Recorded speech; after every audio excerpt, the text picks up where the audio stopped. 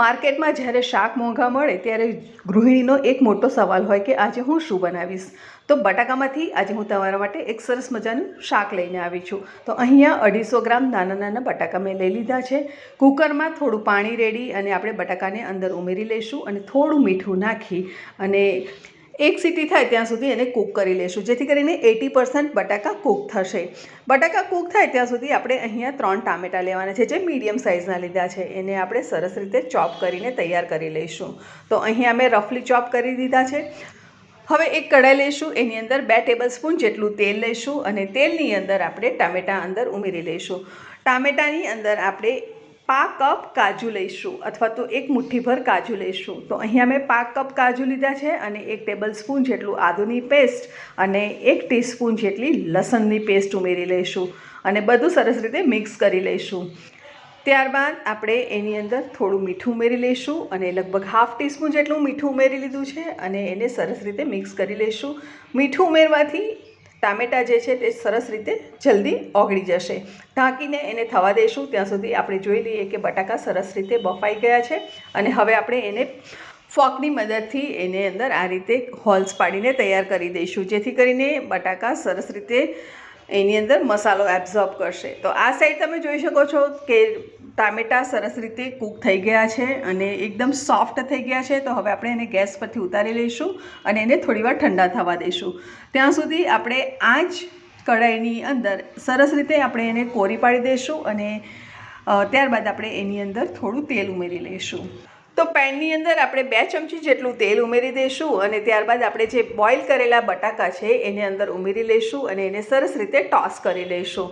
આ રીતે આપણે એને ટોસ કરવાના છે અને સરસ રીતે ગોલ્ડન કલર આવે ત્યાં સુધી આપણે એને હલાવતા રહીશું અને બધી સાઈડથી થોડા ગોલ્ડન કલર આવે ત્યારબાદ આપણે એની અંદર થોડું કશ્મીરી લાલ મરચું પાવડર ઉમેરી લઈશું. મીઠું ઉમેરવાની બિલકુલ જરૂર નથી, કેમ કે ઓલરેડી આપણે મીઠું ઉમેરીને એને બાફી લીધા છે. તો તમે જોઈ શકો છો કે સરસ રીતે મસાલો ઉપર ચડી ગયો છે અને એકદમ સરસ કલર આવી ગયો છે.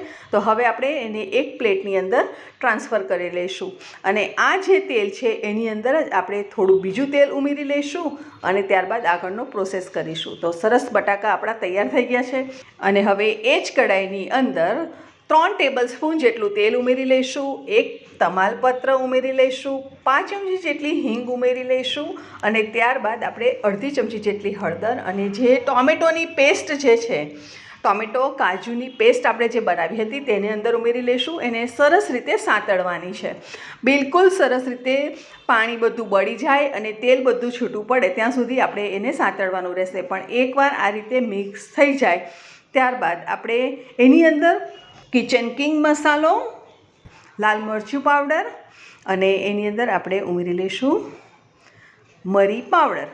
બધું સરસ રીતે આપણે મિક્સ કરી લેવાનું છે અને તેલ છૂટું ના પડે ત્યાં સુધી આપણે એને કોન્સ્ટન્ટલી હલાવતા રહીશું, જેથી કરીને નીચે ચોંટે નહીં. એકચ્યુઅલી અહીં અમે નોનસ્ટિકનો યુઝ કર્યો છે, જેથી કરીને ચોંટશે તો નહીં, પણ થોડી કાળજી રાખવી જરૂરી છે.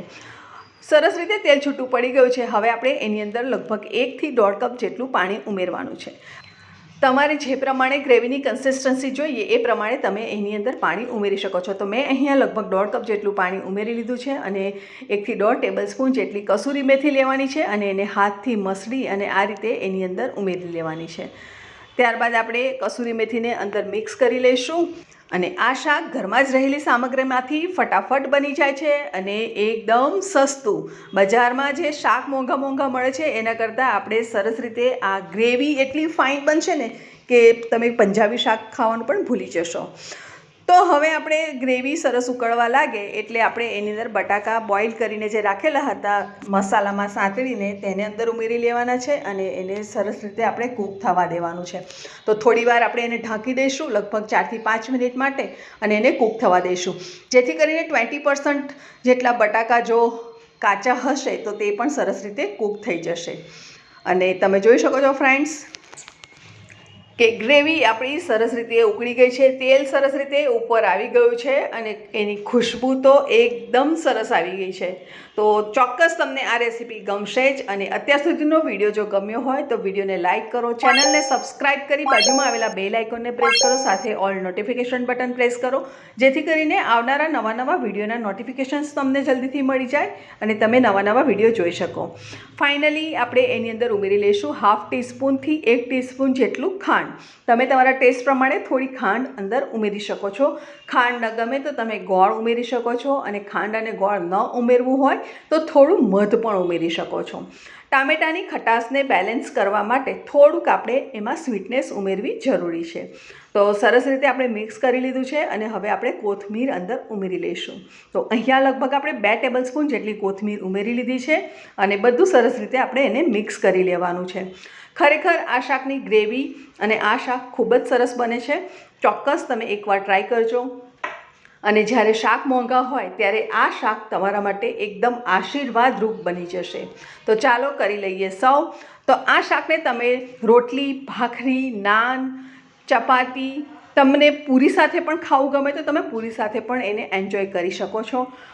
તમને ગમે તો ઉપરથી થોડું ક્રીમ પણ તમે ગાર્નિશ કરી અને એન્જોય કરી શકો છો.